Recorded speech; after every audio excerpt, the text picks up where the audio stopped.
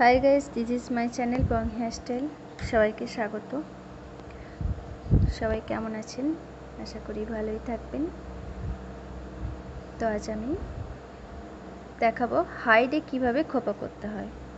তো হাইডে খোপা বানানোর জন্য প্রথমে হেয়ারটাকে ভালো করে আঁচড়ে নিতে হবে, জটটা সুন্দর করে ছাড়িয়ে নিতে হবে। তো আমি সেটাই করছিলাম। লং হেয়ার সবসময় বড় চিরুনি দিয়ে আঁচড়াতে হবে এবং দুটো তিনটে ভাগ করে জটটা ছাড়াতে হবে, তাহলে হেয়ার ফলটা হবেই না, একদমই কম হবে। তো এইভাবেই জট ছাড়াতে হয়। দেখো কিভাবে জট ছাড়াতে হয়। শক্ত করে ধরে ভালো করে আঁচড়াতে হয়, তাহলে একদমই হেয়ার ফল হবে না। তো আমি ভালো করে জটটা ছাড়িয়ে নিলাম। এরপর কিভাবে হাইডে খোপা বানাতে হয় সেটাই আজকে দেখাবো এই ভিডিওটায়।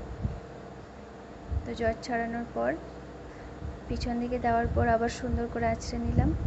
তো এরপর সব চুলগুলোকে একসঙ্গে ধরে হাইডে নিয়ে যাব।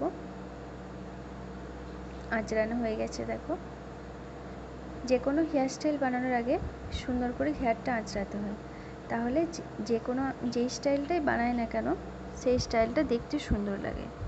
আর না আঁচড়ে বানালে সেই স্টাইলটা সুন্দর হয় না।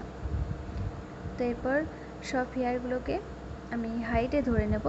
হাইডে খোপা বানাতে হলে চুলগুলোকে হাইডে ধরতে হবে, নিচে ধরলে হবে না, অনেকটা হাইডে ধরতে হবে। তো এরপর আমরা যেভাবে খোপা বানাই সিম্পল একদম সেভাবেই খোপা বানিয়েছি, শুধু একটু টাইট করে বানাতে হবে।